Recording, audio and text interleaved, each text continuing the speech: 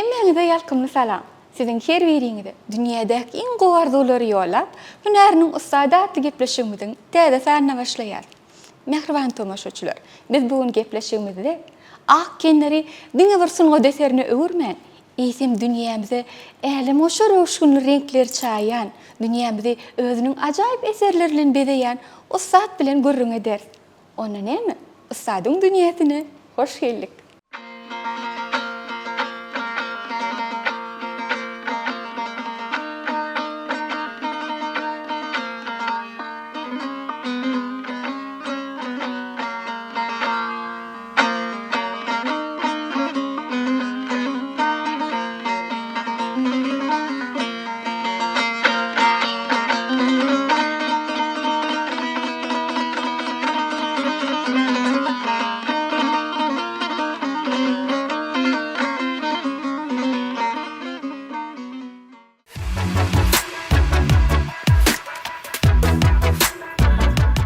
Mehriban ýerleşler, biziň häzirki söhbetdeşimiz Türkmenistanyň sungatda at gadanyň işgäri. Akyllar Şahir Mahtumul Piragynyň 300 ýyllygyna başlanan Türkmenistanyň suratkeşler birleşiginiň dätleşiginiň baş bayragynyň eýesi. Ustad suratkeş Alamrat Muhammedow. Alamradaga ilkinji berjek sowalym, siziň ustahanaňyza girenmizde odan suratlar bilen bir hatarda dutaryň mukamynyň maýl edici keňi ünsimizi çekdi. Siz dutaryň owazyndan ilham alýaňyzmy? Diýlegem bolýar. Sebäbi meniň eserler durly ýyllarda döreden eserlerimin arasynda sada, mukama, bagşlary, bagşlanan eserleriň sany dogrudan hem gatykän. Sebäbi sadyň dünýäsi bilen renk dünýäsiniň ikisiniň sarlaşygynyň gözlegi menne şol ilkinji günlerimden bäri meni öz erkime goýan hakda. Sebäbi sunga eseriniň şeýle dogry manysynda alamyzda eserin ähli detallary ýa-ni şo gozgalýan tema hökmen sarlaşykda bolmaly. Renk sarlaşygyna, kompozisiýon sarlaşykda, o çyzyklaryň sarlaşygyna, mukamyň öz kada kanunlary bar-da. Menden budamada şol beni bir öz erkime goýmadyklar, şu saz bilen renkiň ýa suratkeşiň içki dünýäsiniň ara baglanşygynyň gözlegi boldy-da. Şol zatlar ata kynlar, sebäbi onuň şol işlen pursatymda da men hökmen dürli bagşylarymyzyň, mukamçylarymyzyň, kompozitorlarymyzyň, halk sazlarynyň ählisi bilen men açyp onuň işleýänmen şol zatlary. Özüňiz saz çalyp bilýärmi? Ýok, men saz çalyp öwrenmediňiz. Men öwrenip bilmedim. Ýöne ata-babalarymyzdan galan 2-3 tane dutar tergidalymyzda dur aralgy men biçak goýarýan saz mukamy ol sebäbi ýaşlykdan ýa-da kiçilikden belki şu gulagymyzyň ganan nemeler owalardyr, galandyr-da. Ýöne şu wagtlar her gün gelip ilki bilen işe başlamazdan öň men sağlaçýan hel ilki bilen. İlkinji edäk ediňiz işe başlamak üçin. Başga ýene de baň usullaryňyz olanýar. Ilham almak üçin. Ýok, bu zatlaryň ähli bir başga ikinji, üçünji hatarda durýan başga ünsüňi bölji ýemelerden aýrýadan özüne tabyn edýän bir pursaty bar-da. Seni bir ýerek gynýar ünsüňi. Ondan sen şo pikir edip oturan pursatyňdan ýanky ara boşlugy ýene ýanky saz gelip girýär. Onun kalan zat onun özüne bağlı bolýar da, kabul edişine, dinleýişine, sana täsir edişine. Käbir saz öwrümleri bar bolup, şeýle bir şonu renkge geçiren bir näýleräk şonu öwrüp borka. O aslaýdan pesaýlyk bilen ýanky bir çylsyrymly iň ýokary peýre ýa iň aşaky perdelere düşýärlere şonu suratkeş aýdaýly özüniň renkleri yerleştirişi bilen, uruşy bilen, ýanky bir dıkyzlygy bilen, aýdynlygy bilen şol ikisiniň bir garmoniýasyny tapmalylar. Men şoňalarak düşünje bar. O belki her kim bir hilrak düşünýändir bolýar, men şu zatlara bir hili enni edişim. Özüm köp ýerlere gidemde, köp ýerlerine, goňşy ýurtlara, İran idi, Hindistan idi, Pakistan idi, bir ählilik gidemde şu taýlanyň ilki bilen saz bilen men tanış bolmagy görýän. Aýdymlary bilen, saz bilen. Sebäbi aýdym saz halkyň tüz in çün köklerinden joşup çıkan akımların biri halap edilýär. Özüm adam dörep sağdan bar mı diýen aydym bilen saz adam döräli bäri bar diýip aýdýardy. Onun şeyle alatları size bizim Türkmen halkımızın hem de tarihine ser salsak Aşık Aydın Pir, onun bu ya Baba Gammar, onun yine de has atları tarihin o katlarına think giden ummasız kan yankı bizim zihni sağlanlarımız tarafından döredilen sağlar bizim günlerimize yetip gelipdir. Edil o gepin uğruna gerdisine göre aytsak yine de bir bizim topraklarımızda yaşap geçen berbat merwezi deyip bir sağlanına bolup geçipdir. Ol Hısrov Şah'nın o şahlık eden fırsatlarında yaşap geçen o bağışlı sağlanlar değiller. Şonun hem de Hısrov Şah'ın bağışlanıp şonun şanını o yankı köz sağlanına hükümünne yılın her gününe bağışlap 365 tane aydım döredi. 52 hepte var bir yılda. 52 heptesine bağışlap 52 tane sağ döredi. 12 ayı var yılın. 12 ayına var davaralı marş sağları. Ona şuna alarak simbolik, alegorik hadiyetteki o tarihin katına think giden o zihinlerlerimizin döreden aydım tağları, muhamları bizim günlerimize gelip yetip ähli goňşy halkların hem de şoň tarihinden bar. Ana täziklerine berbat merwedi bilingi diýär özbekler bizde ýaşap geçipdir. Emma ol mar topraklarynda ýaşady biziň hem hakymyz bar. Biziň topraklarymyz watandaşymyz diýme. Men endiki geljekki işlerimde şonuň tarihi bilen baglanyşykly bir eser döretmegiň o arzuwyny onu görýär, wagt görýär. Demek bir eseri şekillendireňizde, ilki bilen beyniňizde gutornukly görnüşde janlanýarýaňyzmy ýa-da sazyň ilhamyna göre özüçe öz akymyna gidýärmi? Gutornukly görnüşinde hiç wagtdan öňünden aýdyp bolanak. Sebäbi ol işin gidişine bagly bolýar. Bir gününe işlep, bu gününe işleýäňden ine sujaga ýerine tapdym diýip begenip gaýdýan özüňden özüň razy bolup ýani erti ýerden gelen ýanky edeniň beş adam däleken täzeden pozmaly bolýar. Oňal portotlaram bolýardy. Emma şeýdip basgançak hökümine ýoş-ýoşdan ýanky eteriň kompozisiýa düzülüşi onuň Holstun ýüzüne öňünde durup işlep uğrandan soň köp tudurlar soň garaşylmadyk ýagdaýda da ebele gelýär. Ol bir kanuny da hökümine ýetmeliler. Ähli zady kellende kino soňgatynda görüşüň ýalam geçirip bolýan bolsa da onu hem kişi belki suratkeş boldy bolýar. O zatlar her suratkeşde başgaçarak bolýar da. Ben näme şoň ýalam. Tarih şahsiýetleriniň suratlaryny kän çekipsiňiz. Misal üçin Nur Muhammed Andaliýewiň şekilini döredipsiňiz. Şol görmedik insanlaryňyzyň, onu da beýikleriň, ägirtleriň keşim kenlere çekeniňizi, nereden ilham alýaňyz, nähil pikirlenýäňiz? Ne gatykly soraw, sebäbi Nur Muhammed Andaliýew Türkmen edebiýatyna iň bir ýygy şahalaryň biri. Ol bizim belend ustadymyz Döwlet Mehmet Aladydan 30 ýaş ulug. 30 ýyl ondan öň ýaşap geçen ýöne şol ilkinji o öňler Farsça, Arapça ýazylýan ýemleri goşgularyň köpüsini türkmen diline geçirmekle sığınançyk eden iň ilkinji türkmen şahsiýetleriň biri. Şolaryň içinde de Sagdy Waqqas, Ýusuf Züleyha, ýene de bir näçe eserleri bar. Ýusuf Züleyha eserine näme diýip Nur Muhammed Allah Taala diýär, insaniýete diýär, oğdonluk beren boldy, görmek beren boldy. Şonuň diýär 99%'ini Yusuf'a diye bağış etti diye. Kalan 1% diye, bir götürümünü eylekin sağlara paylat diye. Şol şey deyip yani. Inni şoňalyk nazariyeti bolan şahirin oğdonluğunun özünün keşfinin näýleräk bolluka diyen tebi sorak çykýar da.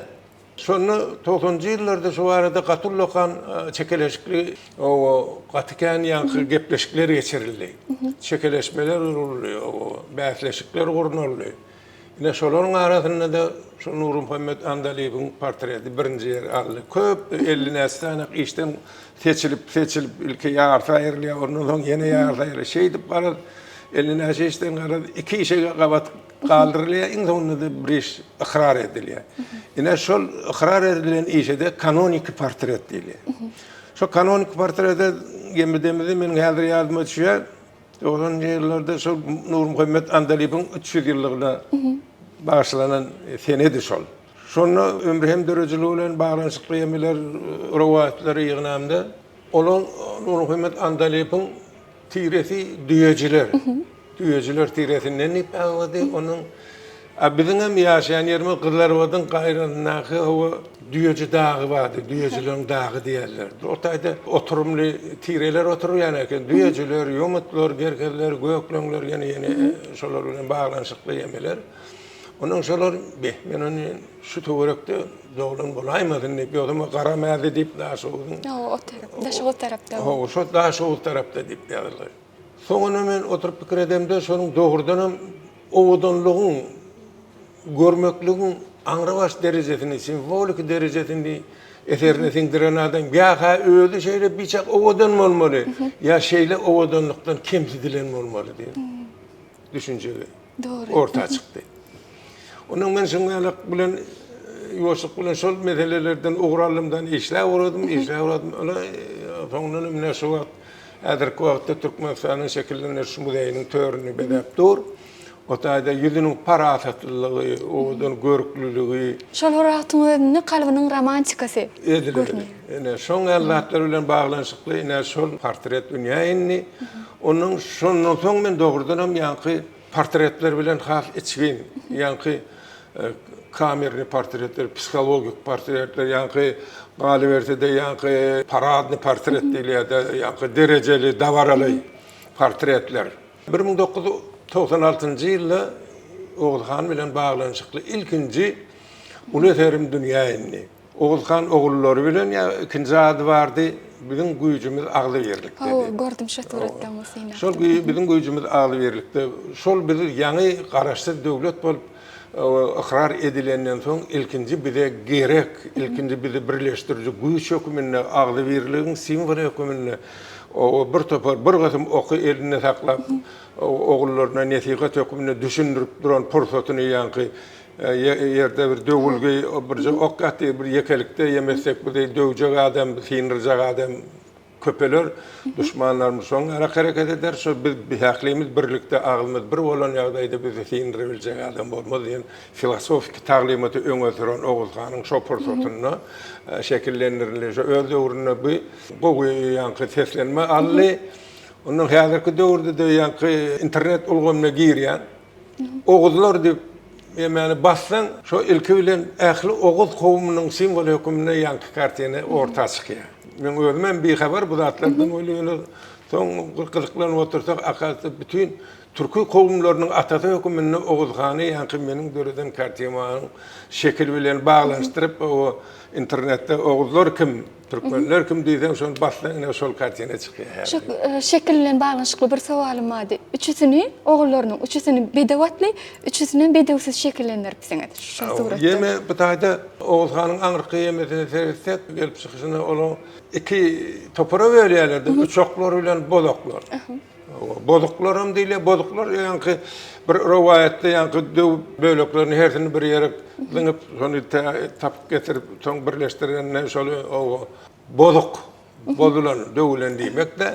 Emma ikinji bir eşden rowayatyň gemesinde boduk, boz, erkin oklar diýmek. Şu kitabymyň gemesinde men bir öz döwrümde mirasda işledim bir awal, 3-4 ýyl boli. Şonu şu Miras merkezine? Miras merkezinde işledim ben. Şu taýda bölüm müdiri bolup, ýanky dörejilik bölüm müdiri bolup işledim 4 ýyl. Ine şonnaky şu nişanlarymyzyň hemmejigine ogullary, guşlaryna çelli. Sebäbi şu 6 ogul bolsa 6 tane ýyllym, bir ýyrtyjy guşlar bar.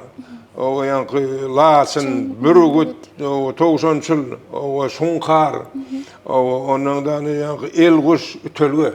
Yine şulan hersi 6 tane olsa 6 oğlunun herinin şu Lasınlar toporuna değişli 6 tane kuşan belli. Alamrada şu tarih şahslar hakkında sorudu. O. Özüňiz hem şu telpek giýseňiz, silkmi telpekli gyrmyzy donu taryhy şahsiýete meňzemen durjak gel. Öz dörüden eserleňizde özüňize meňzeş gahrmanlar barmy? Bar. Men şu bir tapyp bilemok, şu filmde ýan bol häliň haýsy gahrman ka diýip şu pikirlenip oturyn. Biz yankı suratkeşler birleşiginde de men bir 4 ýyl bir ýolbaşçylyk etdim, ol şonda bir uly tergaçdyk. Şonu uly tergaçamyzda bir döwlet ýolbaşçylarynyň o bir ýerden yankı tergaç edip şu wagt Keýmir körüň suraty bardy, Togrulbegiň bardy, ondan yankı Musa Çagırbegiň bir topar yankı ondan atyň üstünde Alparslaryň var. Ondan sonra ýokaryk çykyp kart eserlerin kaptanından geçip bayan o da kaptanım dedi. Allah'ım rahmet dedi bir eserlerin köpünün ödüne mende dayan mı sen dedi. Ay men bilemem ol ödünden dedim tabii içki dünyanın bilen bağlanışık bolsa dedim Allah kendine täsiri ýetýär dörü diýen eserine dedim. Şoň alakda dedim şu zatlarda dedim belki täsiri bolan bolmagy mümkin ýöne men her adam bolany haýsy bir şahsiýetiň döretmeli bolomda da o ideallaştıran portret dörediliyor. İdeallaştırılan diýileni o akıl bolan abraýly kişinin yamanını örtün, ýaýyň ýaşadyn ýamaty bolar.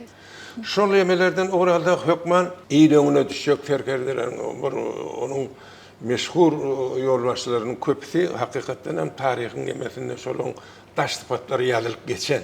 Şol şahsiýetleriň bir hökümünden yine Davut Çağrıbek, Muhammed Torulbek, Alparslan, Malik Şah, ýa-da ýeme barada ýa-da Mene baba, Abu Sahid Abul Hayr.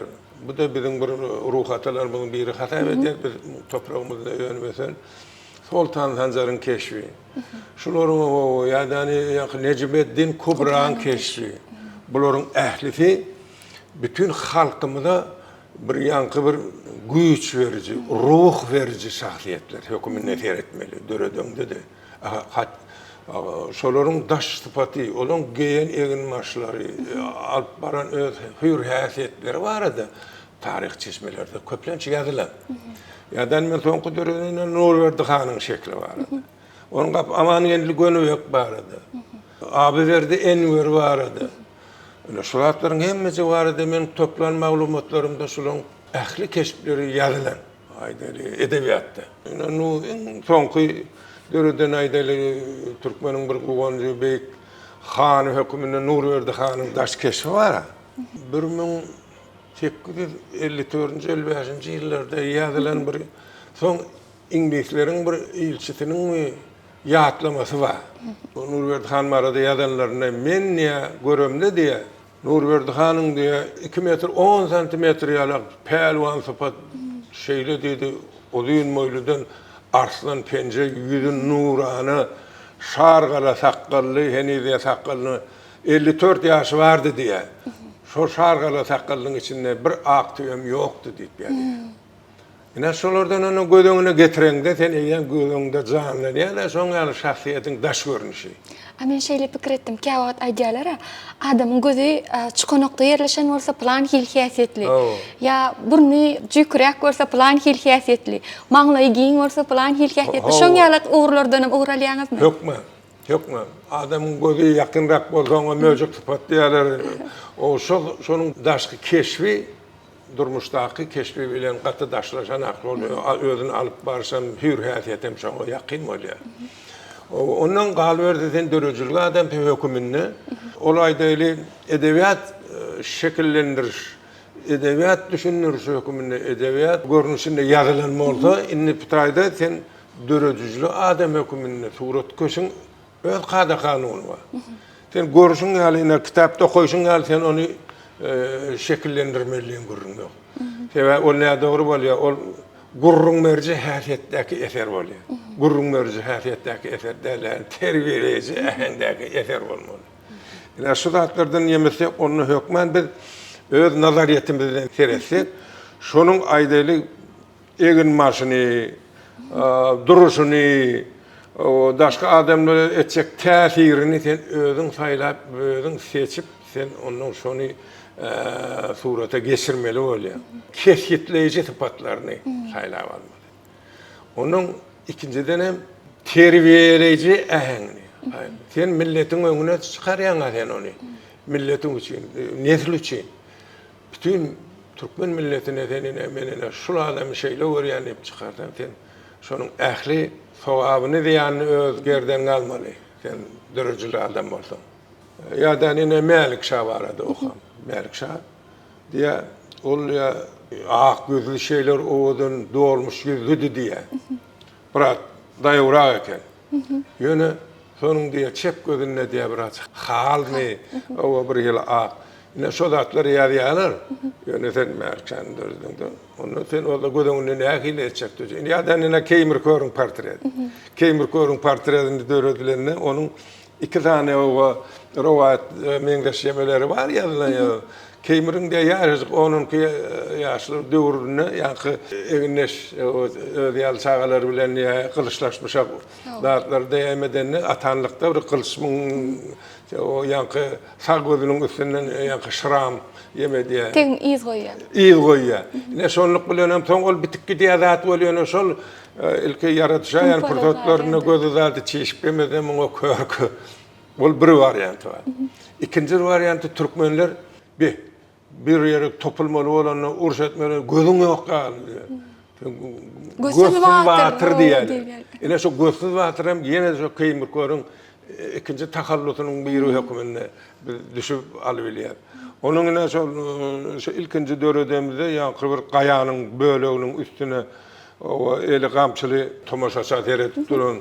O doğulu erkli, hakiki Türkmen, ağırlı, namuslu bir derecesini o keskitler ol bütün Türkmen hanı olmasa iyilin ulu ket hudası olanla tigre tayfaların ahletini bir o yerleştirip birbirine nehil kollamalı birbiri ovatlarına eyran şahsın nedir şahlat bilen bilirlikte aragatlaşıkları kaltamansılık ve söveşler yenilerin ahletini yol başçılık eden terkerdiler. Alamrada suratkeşem özünün halal çöröwni şol kendirin yüzüne çekip kazanýarda. Suratyň nyrky, oňa siňdirilen wagtym ýa ideýa görem nähili kesilýär. Suratyň nyrky şu dagwaly mesele. Sebäbi bir wagtlar biz işläp örsol ýa-da eleriň suratkeşler birleşigininden bize bahalar gelerdi. Aýdaly ine aýda şahsiýetiň portreti. Ýa-da gulzat şekli natürmort. Yine biri urs bilen bağlanışıklı, batalik janrlar bilen bağlanışıklı, savaş janrlar bilen bağlanışıklı çalışırımlı kartinalar. Ya bunu epiki ullokan eserleri bilen bağlanışıklı şekillerin köplüğü bilen onun yüzünün aydaylı bir çalışırımlı şekilleri bilen çözgütleri bilen bağlanışıklı eserlerin kımmati şoňa göre çen bilen yakınlaştırılan baka bilen biz işleýärdik. Ene şoňa göre aydaylı Avrupa yurtlaryna galeriyalarda şahsi yığınlarda köpüsünde gatyllakan auksionlar geçirilýär. Ol biziň oýmyda kuýmyda gelmejek bahalar bilen bahalar kesilýär. Milyonlarça, häzir hem şoňa. O hiç wagtlar gadry ýokdur öýdülýän bir çırdakda ýatan ýa üçükde ýatan bir eser tapýarlarda soň ady belli hudorjyň kekende munyň ady bilen baglaşdyrýarlardan munyň ady bahasy gulap ýokary galyp gidýär. Şoň üçin pikir edýän hakiki eserin bahasy awtoryň meşhurlugyna, ustadlygyna bagly bolmaly. Men size şeýle sowal beresim gelýär. Şu ýanky nyrh wagtda görüňetdi. Ýöne surat esenlik bir döreden eseriňiz siziň ýüregiňiziň önümi, sizden bir parça, ol başga bir öýe gidenne. Siz ondan aýrylşaňyzda nähil duýgular başdan geçirýäňiz? Dogry, o da.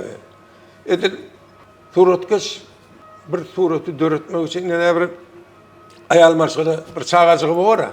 Şonu edilýär, apalaýýar, söýýär. Perdendiýarlar. Perdendi, şonu dörediň çängden näçe wagtda dogurjagyň belliler şonu. Ýöne bir şol eser döredäňde şol seniň bir buýsanjyň bolýar. Onun o boydan çıkan birinin oyununa birden bir yağdan düşüp görmeli olayan ya gözün düşüyor oli ya da bir belli bir ullokan bir mehmanxanalarda devlet idaralarını görýän oli çağan gören ýaly bolýar. Begeniýär. Begeniýär. Senin elinden çıkan perdenin ýalyk şeýle bir senin ýüregiňe ýyly duýgu berýän eken. Onun kawatlar orada ýanky bir tergilerde de atdy da bäsleşik tergisi bolýar. Şonu da herkim o eser döretmek üçin ýanky eline baryn edip işleýär. Onu kawatlarda men näme şoňalyk birden şu jaga derini täze ne daim eleken diýen duýgum döreýär men. Ya şu jaga derini başgaça den bolsam belki gowy bolardy diýip oňa ýaly ýagdaýlarym bolýar. Sebebi hudoşlugyň her bir döreden eteri onun mudamalyk nazaryna bolýar. Mudamalyk nazaryna. Ir döreden diýişdi. Kawat eser okamda Çingiz Aytmatovdan sorapdyrlar. Sizin en gowy görýän eseriňiz näýili? Döretdiňizmi? Näýilerek o pikirde siz diýse? Men bilmedim. Belki men eýem döreden bolmagam mümkin diýe. En gowy. Men en gowy meňimde diýiljek geldi. Senin zihinin, söýgüň, saglygyň barka, aňyň hem däni nazariýetiň, dünýä garaýşyň bilen baglanyşykly eýem eserden 20-30 ýaşynda döreden bolmagam gaty mümkin. Onun üçin gojalyga ýetdim. Demeler ýöne başga bir beýik ustad bar Titsanly. Şol 84 ýaşyny diýe. Men surat çekmeni inne öwrenimde walla inne wagt marra diýe. Alas galy diýe wagt diýe. Bizim mehriban tamaşaçylarymyz üçin käbir suratlaryňyzdan käbir sirleri bizim görmeýän, göze görünmeýän ýöne suratkeş şokmyna gizlän sirleriňiziň bir ýarymyny paýlaşyp bilersiňizmi? Men ine bolýan iň soňky dälen soňky eserlerim gyry hökmüne ýanky magtymly başlanan eserim bar. Mukaddes Pata diýe. Ütköşük eser. Mukaddes Pata munnaqy dogrudan men ölçegi meçberem ullakanlygy bilen 4 metr 3 metre ýakyn. Onun magtymlygynyň şu sirli tetirler bilen aýdan ýanky turgullydylar goşgusy bar. Şoňalyk ýanky sirlerden dolu bir topar ýanky oýanydylar, turgullydylar, bollum girýany, bir nan getirdi. Ýene şoňalyk iýdi derli gören düýüşleri bar. Şu düýüşlerinde de munyň adyny tutýan şahsiýetleri bar. Şol wagt giripdi iki pirdada gözünden ýaş akar, dili dogada diýe. Kim bu iki pir? Ya iki tane deruş geldi diye. O beni de atın ardına alırlar diye, o alkıttılar diye fekvet ayına diye. Ya da diye o kaplarına diye nar getirdi. O yayın şu zatlarda ne onun şu salınan eserlerin içinde hemen iki söz bilen aydamda Akpata berilen fırsatını maktumul öz işlev oturan zayinine ukak diyedi. Sonra da onun yankını şu iki tane deruş düşüne giriyor, deruşlar turguluydular, fırsat sahibi vardır, sonra diye ertel gurundur, o tayda kan erler vardır, bark gurundur. Yine şatak varandan son, yine bu duran ya Haydar'dır diye, Haydar yankı Hidret Ali'nin bir adı, yol varsı yeme var. Yani Şah Merdan Ali, Şiir Ali, Murtada Ali, Hudayın saylanı demek. Yine Şul Ali diye o boyru düşüyorum Allah aslımdan, men bilmedim bir zatıydı üstümden diye. Yoluğun devranlar sürgüllüydüler diye. Yönü yere getirilmedin. Yine şulur ki, yine olsa yönüşüp duran 4 çağrıyardır diye. Yine bir iki tane vardır, yankı yaşadada pirdadalar vardır diye. Ol ya, doğa havatıran, ol zengi babadır, ol hem bir yerdir diye. Zengi baba kim olupdur? Güysel Karan kim olupdur? Bunun ikiden biri dünya çapanı, Güysel Karan dünya çapanı, biri sığır çapanı, şeyle takva, yönü koy, hünnü kara, zengi demek, kara demek. Yine şuloram diye şeyle bir arasadır adam kâşılıkları. Bey, Hudaya olan söygüleri, bunları Hudaya'dan başka gözleyenlerleri yok da dünyada diye. Övüyordarsız maşallah. Zaten yine diye o Oturup men söhbet ordan dem çeken dervişler bilen. Dervişler ol mudama Hudaýyň gözlegindäki iň päk arasda adamlar höküminde terediye magdum. Yani ana o yankı şol iki tane pirzade diye. O şol wagt gepdi iki pirzade gözünden ýaş akar dili dogada diye. Kim bu pirler? Kitaplar barny aktarýan bir ýemede onun Beyk Allah Teala'nın diye iki tane kömekçisi vardır diye. Biri Abdülmelik derler diye. Onluya asman cisimlerini, asmanın akı bolup geçen hadiselere taraşlayıcıdır diye. Onun adı Abdülmelik'tir diye. Yerdeki bolup geçen diye, ehli hadiselere cevap veren yeni bir kömekçisi var ona diye. Abdülger derler diye. Abdülger, yani yer titreme, yollarım çakmadı, yine şu da Tebii hadiseler. Tebii, şolara diye, serencan vericidir diye. Inni, bularım amdani, yine 4 tane kömekçisi var eken.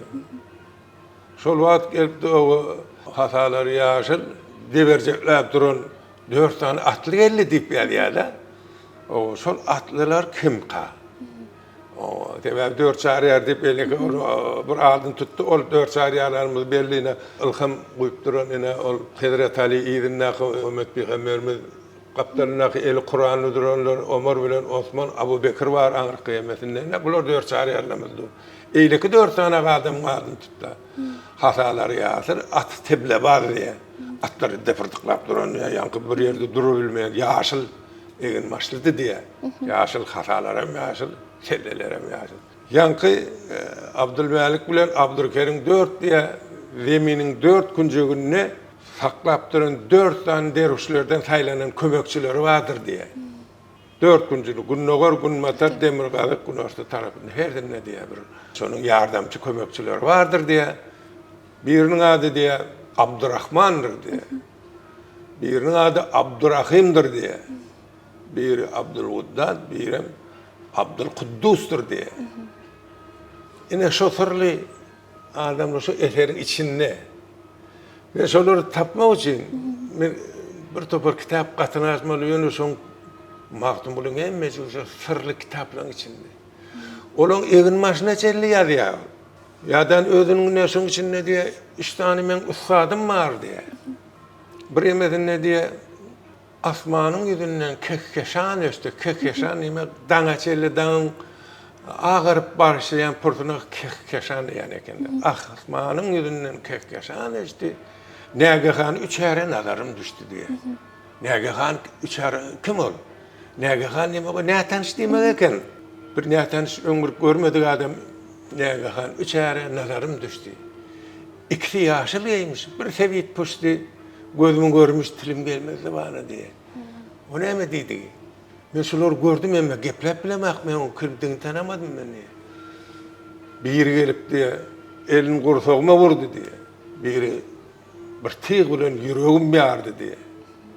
Ağzyn goýup biri demirdi. Diýdi ardyň Şahym Merdana. Aladan sonra diye galanlaryny kimdigini diye. Aladan soradım barça atma at bular kim budur onları daşımışan atan bir kim? O diýdi. Ol söýünjipdir ene Weyfel Qaran ol ene plan Şahym Merdan ene budur onları ene Jerjis budur Şiis Peygamber bu Jerjis Peygamber o on gaptalynaky ehli o İsa bular ehlitin adyny aýdýar. Mungaly toplumda, mungaly mahallede Türkmeniň göz goňjyna edilen akbata hiç bir insan oguluna entek edilen hak. Shakespeare mafak, Firdevsi, Sadi, Cami mungaly akbata verilen insan yok. Onun diye şoň içinde 3 kişi diye şoň ikisi uzun moýludyr. Bir kedde kaldı, bir diye kelte kaddı vardır diye. Diýdiler hoş wagtlar ýaşy pursatdyr. Sözüň bolsa aýt, ursatdyr. O köňle gelen sözi getirdi bana diye. Nämisligiň var diye. Şonu diye şol ikisi uzun moýlu bir kelte kaddı diye. Inni surat men näder ýene bir planymda şu uza maqtam bilen şol aýdan sözi bilen baglanşyk men ýene bir eterimin ýemesi sudur çykdy da orta. Şol iki uzun moýly diýäni kim kelterek boýly diýäni kim? Şu kitaplaryň birine ýa üç kişi diýäniň ýeriniň dowamy şol diýdiler üç kişi bolluk ustadyň diýe. Ýankylaňyjy. Diýdiler üç kişi bolluk ustadyň daim desän bolar jahanna adyň. Maqtam boly. Wagtdyr istemiradyň. Bu soru akmağa çariyada diýwany diýe. Wagt diýe. Geler diye, senin ähli muradyň diye amala aşar diye. Bir geli men şu adları edip şu geçen ýylyň 300 ýyldan soň maqtam bolan şeýle beýik derejä galyryp, şunu dünýä derejesine galyryp, munyň edilýän zatlar maqtam hakykatdan eminde istemiradyň, wagtyň geldi fıragy diýen ýalak ýemesi bar. Ýani inni iki kişimiz kim? Bir keltemiz kim? Sırrını çözmedik. Sırrını çoğu. İnne şol iki udun yani yankı bizde de rivayetlerimizde diye Hıdrat'a var diye. Hıdrat'a mıdam ağın maçta gezermiş diye.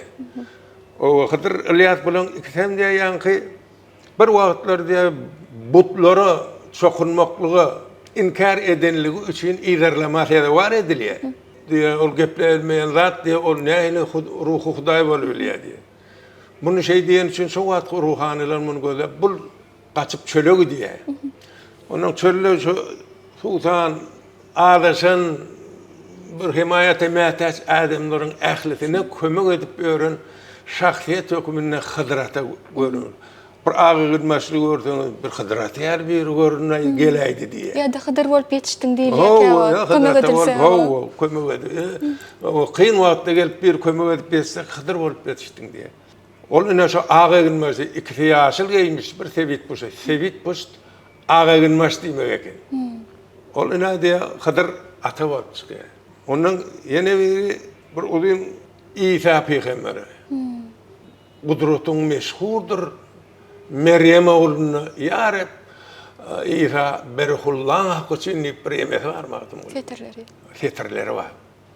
İsa berhullah adamları özüni bagş eden Hudaýyň oğlu hasap edilýän bolsa şoň alak bir pek pes niyetli insan hükümüne edemin ikinci halife, gaybana halife. İsa. Üçüncüsü Ali. Indi yine bir zat var. Men şu taýda maqtam bolan derejeliğine onun ähli allegoriki, simboliki, sırly fetirler bilen baglanşykly gaty köp aýtgyly ýemeleri bar da goşgulary. Ýöne ruhatamyz maqtam bolanyň ýene-de 4 tane paýamasan bar eken. O çakır kelle, ak, it. Onun ýene 2 tane paýamasy bar. O gökçe kepteri. Ona şol ýemeler bilen baglanşy. Men şunun içine Ali'nin diýdiň gapdaryna gökçe kepteri goňupdyr. Onuň görem kellesiniň daşyna ýa-ni şöhleli diademi we bular mukaddes obraz hükmünde gidiýär.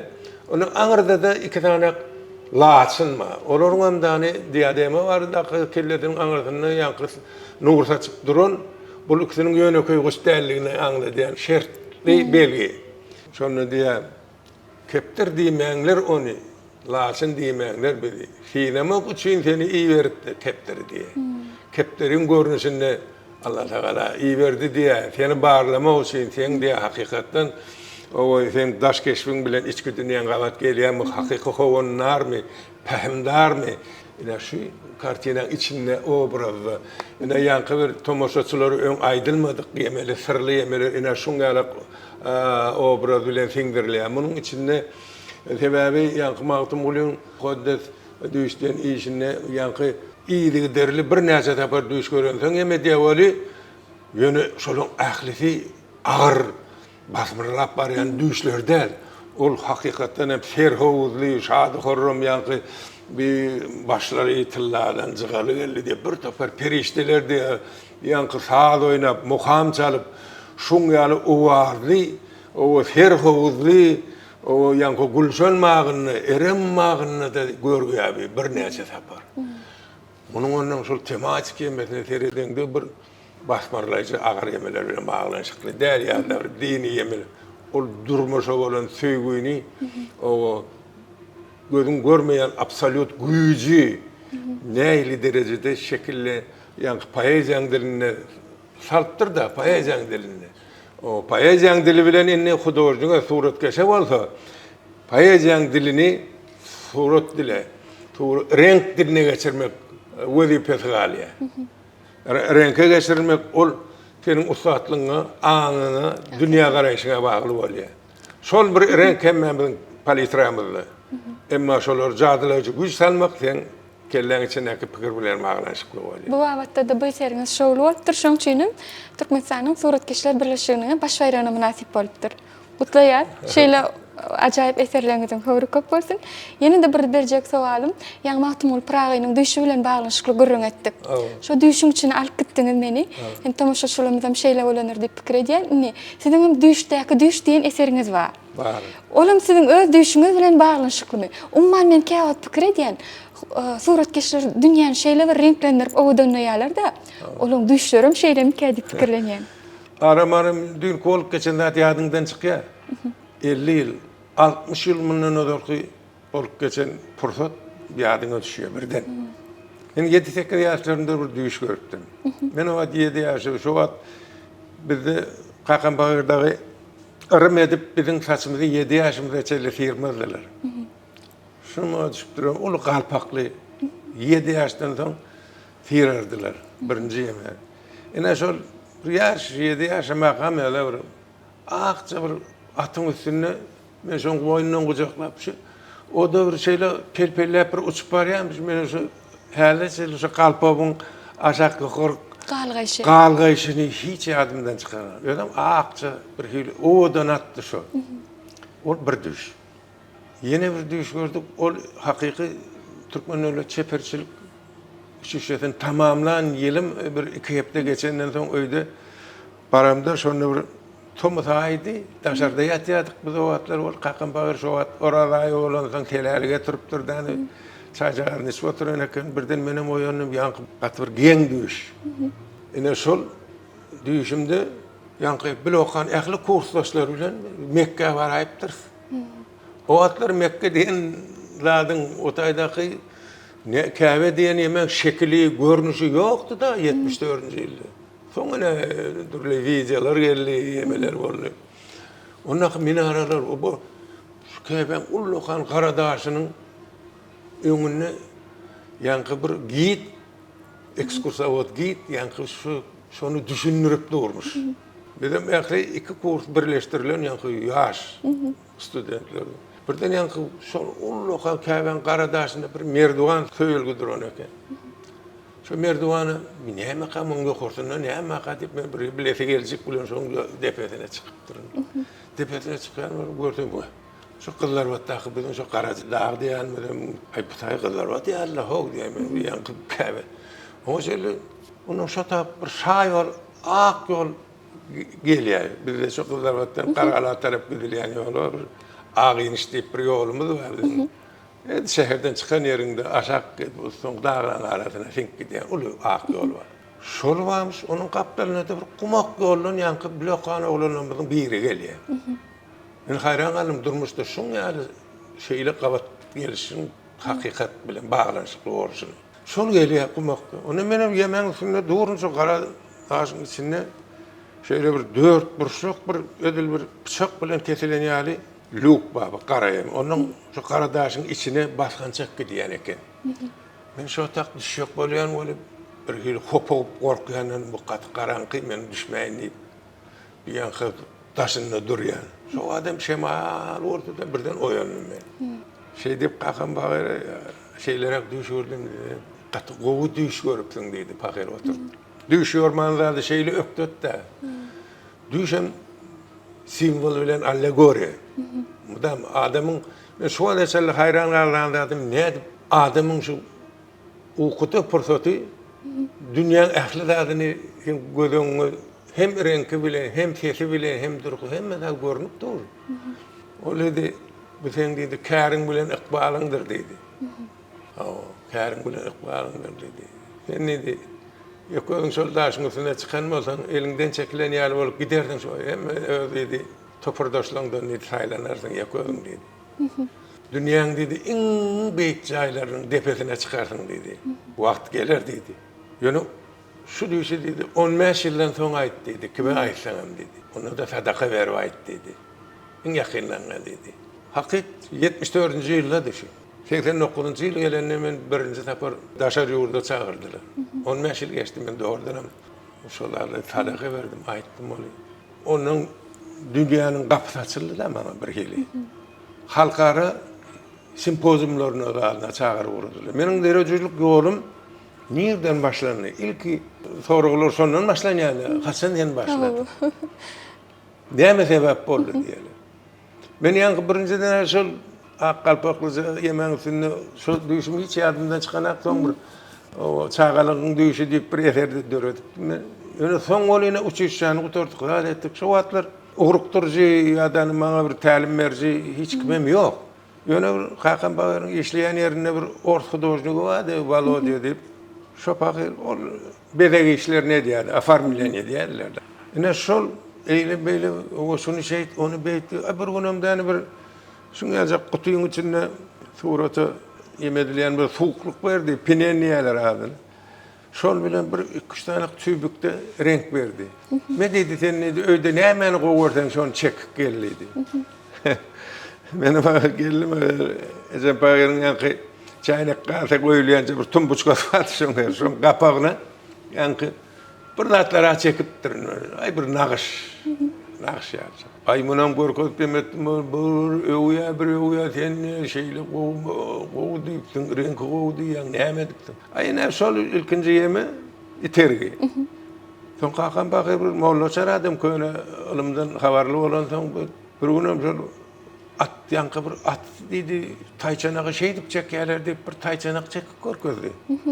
Tayçanak da ulatam derlen tayçanak. Sen ne düşün çek. Bunum çek. Bir hili şeydi, ona bir hili kalan varsa öyün içinde divarların yüzüne ne mi orada çekiştirip onu avat yer kalanak da. Kayınci mi edin mi mümkün? Ay mıdamadı ecem paha kayyalı, gurur yaletmedin aklı yer deyip.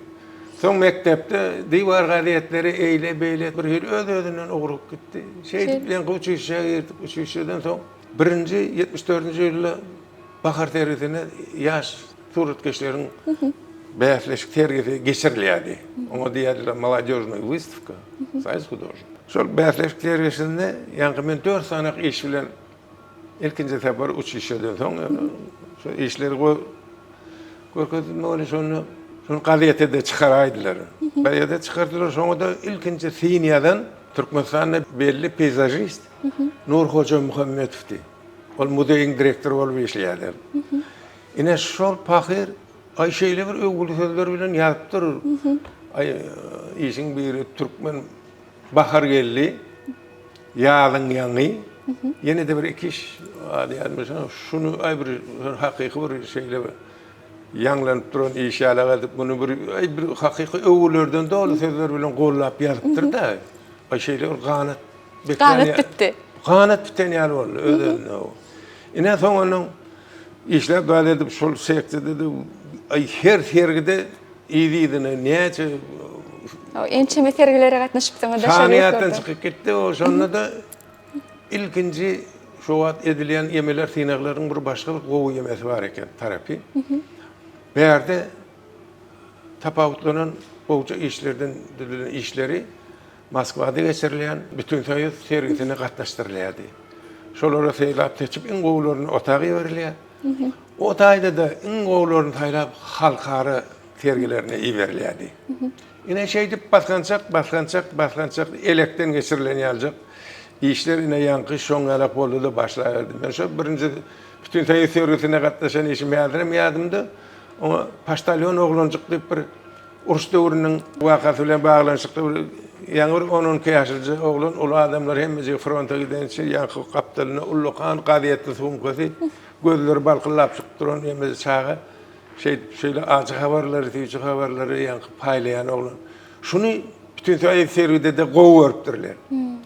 Bu sözi ondan soňdan Yaponiya uğrattılar. Japonya'da da benim ilkinci bir kuştana işim katnaştı. Halkara sergin derecesinde on SSR'den bir 10 tane iş katnaştı. Son ikisi menkidi. İki doğan haklı deyip iki tane kız doğan. Oti biri fatali, biri kurteli durmuşa çıkıptırlar. Biri bizim hakiki köyünü yürülgemiz yok. Bunlar ki yeme, milli yemeğimizde birem täze geleceğimiz yok. Dövrevap, yani fata, bakçı, kebelek gelvatı. Bunun bir yili temasını verdiğini bir yili ütköşüp görüp onu Japonya'da yankı ilkinci kurunulan sergilere yankı beni itergi verdi oldu. Sonunun çakılık yedine çakılık gelverdi.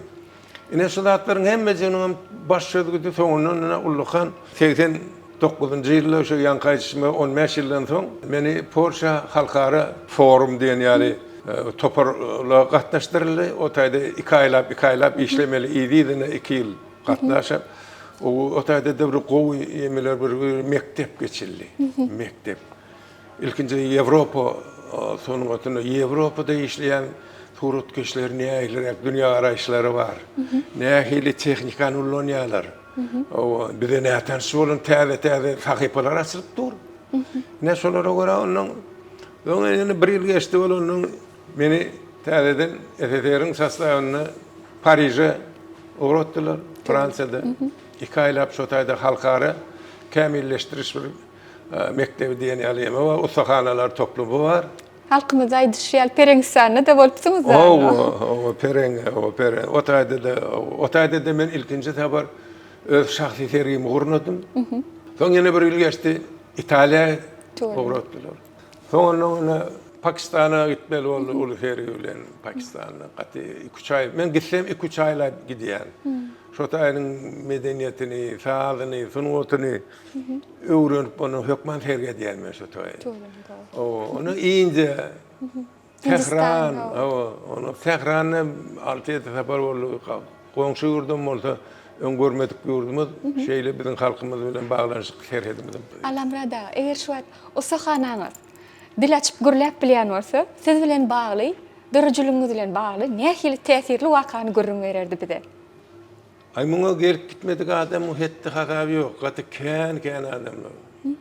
Katı kan dereceli diplomatlar, şahsiyetler, artistler, katı kan adamlar. Ödüm şu ustahananı ben elim bilen kurdum. Şeyle mi? Elim bilen evet. Şun neşeli dersen ortasında sütun zatı yoktur. Şunu ben özümüne 27 yaşımda kam. O şişen kutar bine şu taşlanan bir yerdemin sonun depesinden o hakimlikten ursat alıp dağladı pembeciğini kanunlaştırıp dağladı. Özüm alırdım ben karnımda kerpiç taşar. Yanımda da eklenecek yollaşım mali. Son için şu benim bir ediz gören kuncuğum. Ben övümde çağalamın arasında şutaydan az ol yani. Şunun için ne demen yatıp durup şunun için ne işe men için dünyamın men dürücülük dünyamın bir hazinesi şey. Ortası şunun dünyanın hem ortası men için şu men dürücülük dünyamın hem ortası. Şunun için ne yıllar geçti, aylar geçti. Hem zat ütködü, zat peyder içindeki işlerin bir toparları halkın içine yayradı. Bir toparın yerini törünü edevadır. Kavirleri müzeylerde, kavirleri daşar yurtlan kolleksiyasını. Dünya dışından kovunu hemen bağıt boluylar. Şunun için yine bir kovuda değil, geçen yılın devamında bizim nasıl oturan ustahanamızda öy müzeyi diyen status taktılar. Benim 2 tane kıydım vardı. Öyle mi? Onun doktorlar tarafım aynı dedi başka çağanı bolmaz. Şular bilen şulun yaşını dinlesin. Şun bilen onu oluyor. Indi men bir öye vardım öyle şeyler dedi Mecan Paşa dedi. Oğlum dedi bir dedi şu koyuna yıkılayan bir övliyamız vardı dedi. Bir dinaram değil bunu gelip sen dedi senem dedi şu tak yıkılvarlık dedi sen dedi. Bir de dedi oğlumuz yok vakti dedi 10 yıldan sonra sen mi oldun dedi. Ona şol senin bolonun Çile'den çıkan da yine şu yanı başlayan işim mi? Falan. Cepbar Han Tayat gelip dedi 3 gün dedi kalkan dedi. Son çağırdı ol 3 gün saat salıp berk gitti dedi. Şoförler bile makbel kulağıma koyulur. Bir heli minne sağda olan katnaşık katı üt köşkte. Eýem gunnulukdan o. Ho, şol onun ine şol ýeme şol tallança gatan çagar saat bir wagt adam Japarhan seydi meni ömrümde gören adamym den men tebebi gunnulda yatan wagtym. Onun da o wagtlar 24 ýaşynda eken. Sen de şo tak ýykylyp aldyk, senem diýdi barda bir dile getip gör Hudaýdan endi bu zatlar belki diýdi ogurdy.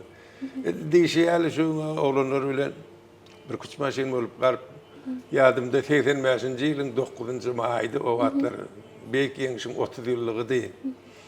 Şonu dile gedip Hallajan maňa da bir ogul bir anan barsyň 9 ay 13 gün ýylynda sag diýince ulýary çağaç oglum boldy. Şol oglum bolan wagty şol Şotaýda sadaka berdim, şonda da bir söz beripdim ben. Allahan ölmen gelip görsek üstünde kümmet gallyryň diýdi. Ol bir ýatan bir baýryň üstünde bir yeketek mazar ýatyr ota. Şoňa da hemme kişi çökülüp ýörýän eken. Hemme bilen diýdi adyny ay babeten baba diýdi başga o adyny bilem dak diýdim.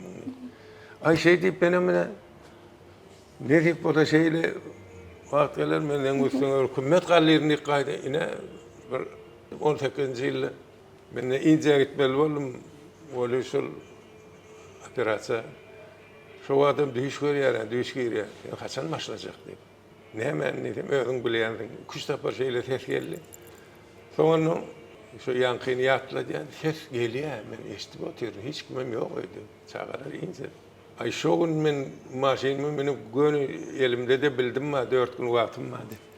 Gazarota gidip usta tapyp şoň üstüne eltip gepleşip hemmelerden öpçün edip Indiýa uçup gitdim.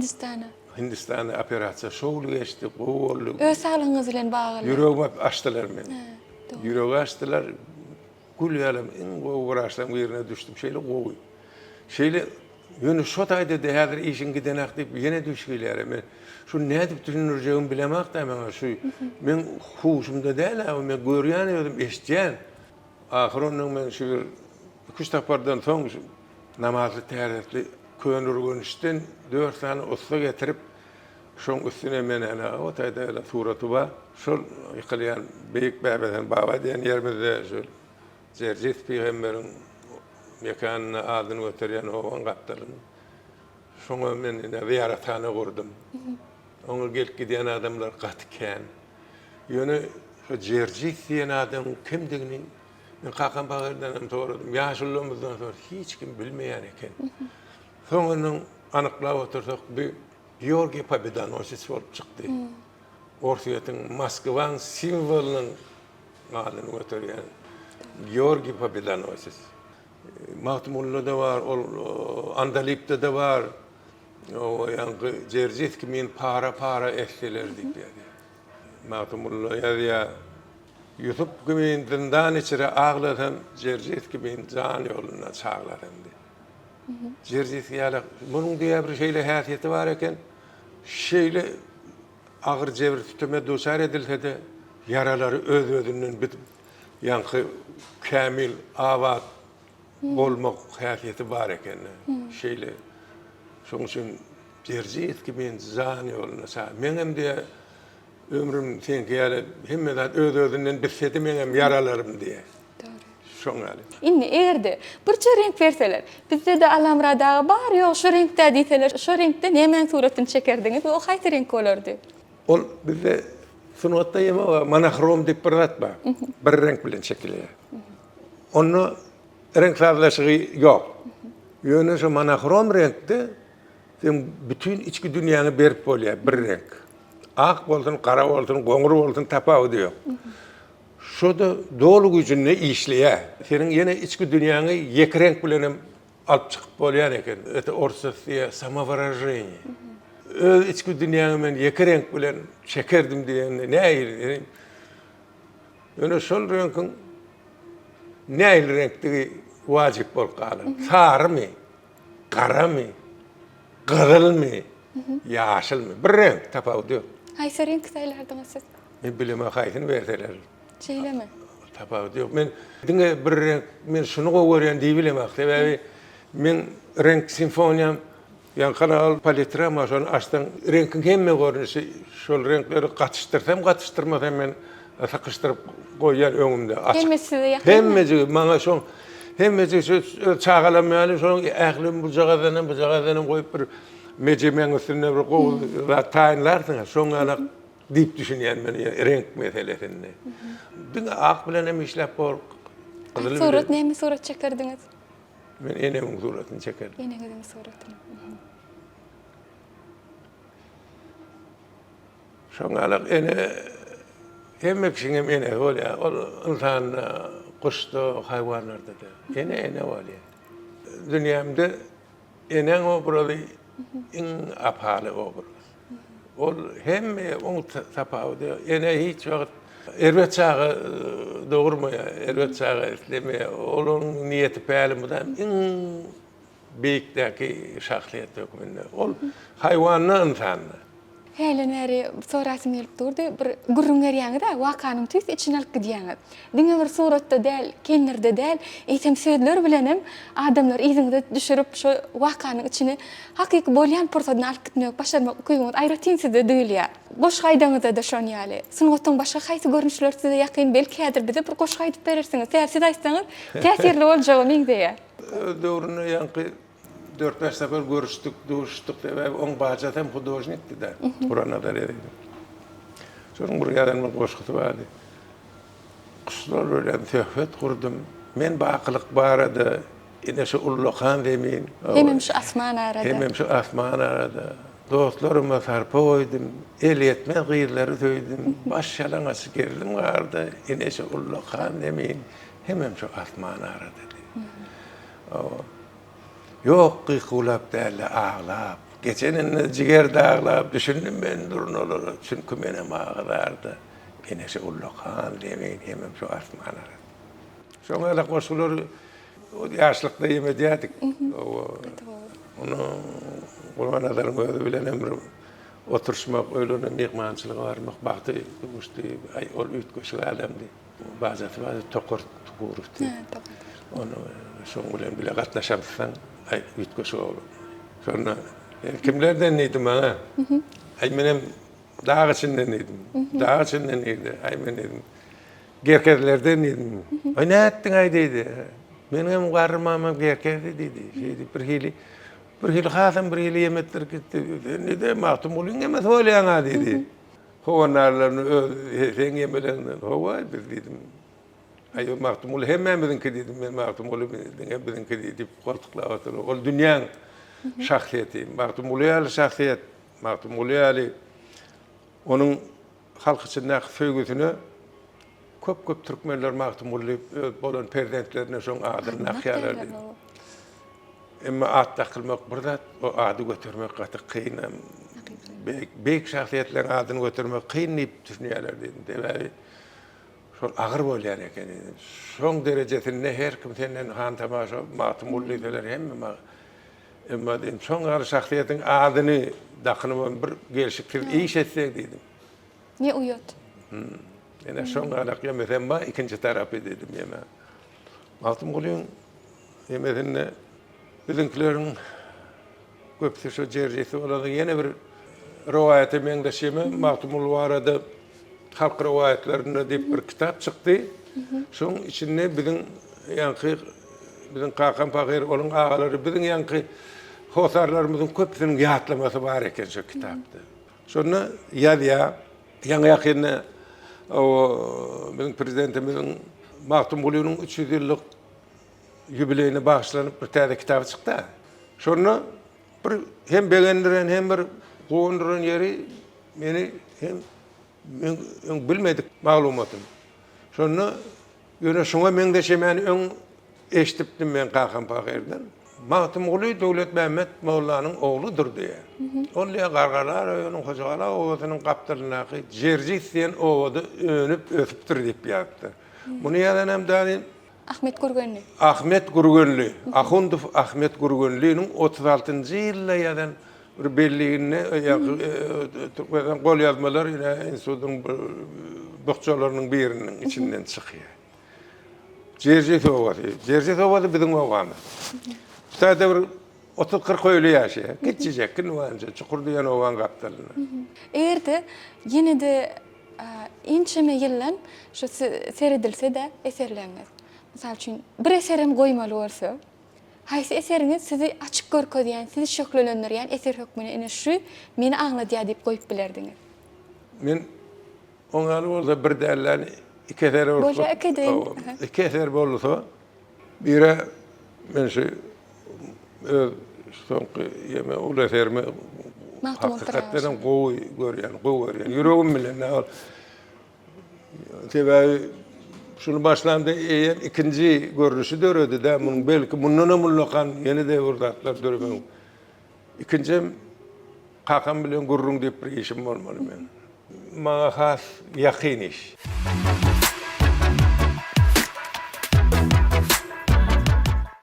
Yaş suratkeşleri, umman biraz surat çekesi gelýärdi, biraz çekinýän, ýaýdanýan insanlara, umman nähil maslahat bererdiňiz? Çekinen hudojnik bolmaýar. Suratkeşler diniňi iş, şonu işlediňçe de ene men bir dost hudojnigim bar, gatnaşýar, gowy. Şol her gün dağdan 5 bolýar, ol gün ýatylmaka Sahara gelýär. Uzun günem holuşdyň öňünde. Şeýle zähmet söýür. Men başgaça dünýäni duýamak diýär. Şo men pikirimi, ünsümi başga zady sowdugym men näme şonu bir direklatlara wagt ýitirdigim bolýar. Şeýle maňa şoň jogaby ýaraýar. Maňa şoň dünýäsi ýaraýar. Şeýle zähmet keş. Şeýle berekeller näçe görnüş bolsa hemmezin näçe aýtsa. Ol gowy hudojnik, ol hakykatda men görýän dostum, o Berduglaman tähet diýerler ýöne. Şoňa öz zähmetini söýýän adamlar bolsa, iş diýen zat, zähmet diýen zatdan hiç gorkusy bolanak. Ol senden gorksun zähmet. Açık gitsin, nere kaça diýerler, onu tutup öýde ýanynda oturtmaly. Ine şoňa men düşünjem var, gorkmak bilen. Batyrlarça çemeleşmeli. Hökman. Ol senin elinde kadar bolmaly. Senin instrumentin bolmaly zähmet söýerlik. Şoda hökman ýigidin höwesi bolsa serini dogry bir gün ýap galmaly garryna diýär. Ine şo zatlaryň hemmesi ata-babalarymyzyň hemmesi aýdyk geçen, edik geçen, düşündirip geçen. Bir de ýöne işläýmek galä. Boş wagtynda güýmenç, ine işläp hätti bolama iş baryny bitiripsiňiz. Indi boş wagtynda güýmençeleňiz nämeler, şolary bilesmiz gelýär. Ýene de şo galan. Öýe barýan men çaý şöregmi telewizionyň öňüne geçip divanyň üstünde ýemesem gapdalymda hökman meniň galamlarym, kagazlarym dur. Şu görüp oturan süjetlerimden bir zat gafawaly bilsem, onu ýatdan çykmady ýaly belli edýär. Şeýlemi? Ýa-da men bir wagtlar ýaşrakam bir ılgym bady. Akşam düş görsem, ertek turup ýazardym men şonu. Näme düş gördüm men ine şonu. Ondan şonuň obrazyny görler. Ilgılar da. Doğru. A başga biri var, naturany çekmeden men hiç de edilemakdy. Görmeli şol. A başga biri aňyny ýankyn formasyny ýasamaly. Şuňaly bir hili çoňur gyzykly gurrunlar hälisinde edilse, adamlaryň açyk gözleri hasam açylýar da. Gözüň açyk emesler görmeden ol betbagtlyk. Emma käbir diňe aňynyň içinde bir ýol jagaly açyp bulary gönükdirip şeýsleňe bolýan eken diýsen, ýaşlykdan şonu öwretjek bolmaly çagalary. Onun bir aýtjak bolýan zady men her bir çagada ýaňy başlaýan döwründe 4 ýaş, 5, 6, 7, 8 ýaş, 10 ýaşa çenli ýaňky uçgun döreýär, dörejülik uçguny. Şo çagajyklyk herdi galamalar ýemedi. Şo wagtlar şu enatalaryndan gollok tapyp şonu dogry ýola gönükdirip bilse, şo uçgun ösmeýän onuň oda öwrilýär, soň alawolýar. Lardap onuň ýüreginde ýanyp durýar, ösmesiz olawolýar. Emma şo zatlar kan üns vermese, sada bolan, tuňgata bolan ýemler öçýär. Onuň ay başga kärlere urup gidýärler, şoňalak bolýar. Köpsine her bir insan çagatynda şo bolýar, hökman bolýar. Şeýdem zehin köýýär. Ya zehin döreýär ya köýýär.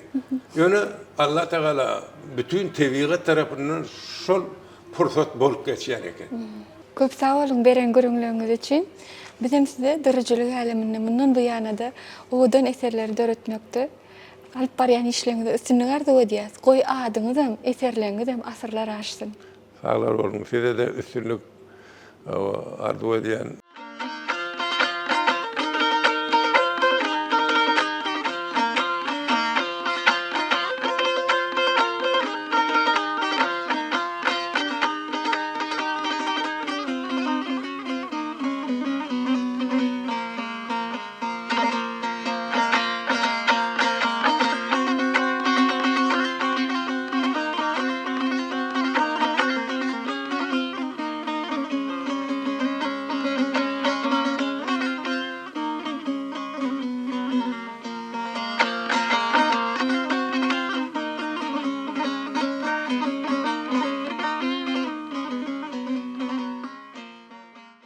Mehriban tomoshaçylar, Türkmenistanyň sungatda at gadanyň işgäri Alamrat Muhammedow bilen taýýarlansa hötdeşligimiz siziň göwnüňizden turanlar diýip tamam edýär.